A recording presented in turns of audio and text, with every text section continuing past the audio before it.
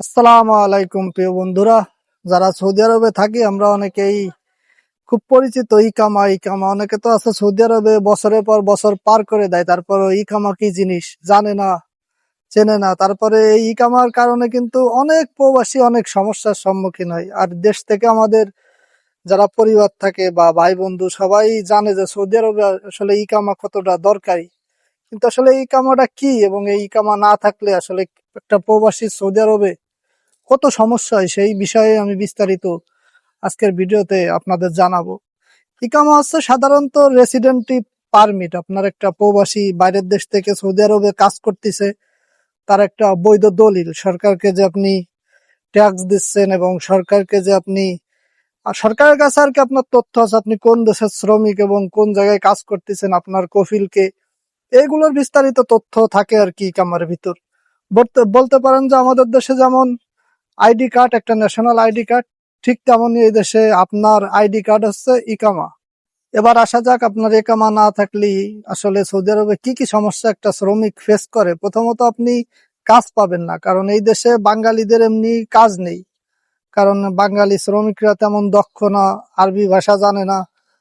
তারপরে যতটুকু কাজ হয় সাধারণ কাজ, ক্লিনার বা কন্ট্রাকশন শ্রমিক বা কফি শপের কাজ টাজ, এগুলো পাওয়ার জন্য প্রধান এবং প্রথম সত্ত্বেই আপনার একটা বৈধ ইকামা থাকা দরকার। এইগুলো যদি থাকে, এই ইকামা থাকলে এরপর আপনার বহুত সংগ্রাম করে বহুত ইন্টারভিউ এরে ধরে তারে ধরে তারপর একটা কাজ হয় ইকামা থাকার পরে। আর যদি ইকামা না থাকে তাহলে তো বুঝতেই পারতেছেন আপনার কাজ পাওয়ার কোনো অপশনই নাই। যারা ইকামা নাই তারা আসলে বলতে পারেন যে তাহলে তারা কি করে, তারা করে এই যে বিভিন্ন জায়গায় ইচ্ছা মতো দেখা গেল যে সাইকেল টাইকেল নিয়ে কারোর বাসা ক্লিন বা কারোর সিঁড়ি টিড়ি পরিষ্কার করা, গাড়ি পরিষ্কার করা, এইগুলো করে বেড়ায়। এতে আর কি হবে বলেন ভাই? কিন্তু আপনার যদি কোনো কোম্পানি বা কোনো প্রতিষ্ঠানে কাজ করতে চান, এটা বলতে গেলে একেবারে সম্ভবই না।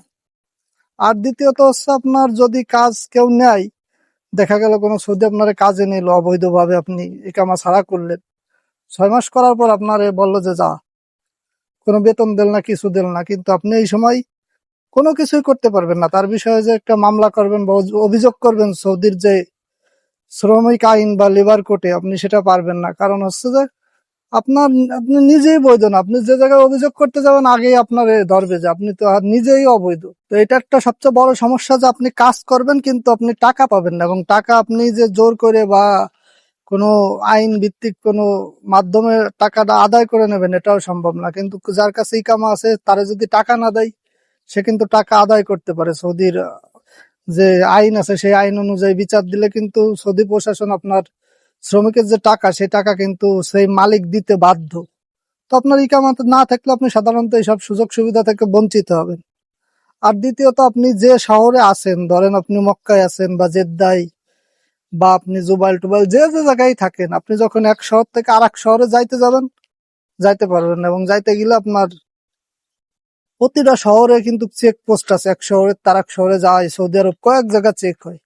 এই চেক পোস্ট আপনি ধরা খাবেন এবং আপনার বাস সৌদি লাইফ এই জায়গায় শেষ। আপনারে বাংলাদেশে পাঠাই দেবে, আর নয়তো আপনার অনেক বড় অঙ্কের জরিমানাও করতে পারে। এবং যে যে আইন আছে আর কি এই একামা না থাকতে, সেই সব আইন সৌদি সরকার চাইলেই সৌদি পুলিশ কিন্তু আপনার এগেনস্টে করতে পারে। এই কারণে যার একামা নাই সে কিন্তু এক জায়গা থেকে আরেক জায়গায় যাইতে পারে না এবং রাস্তায় সঠিকভাবে চলতে পারে না, ভয়তে থাকে এই বুঝি পুলিশি ধরলো, এই বুঝি পুলিশি ধরলো, এরকম একটা লাইফ।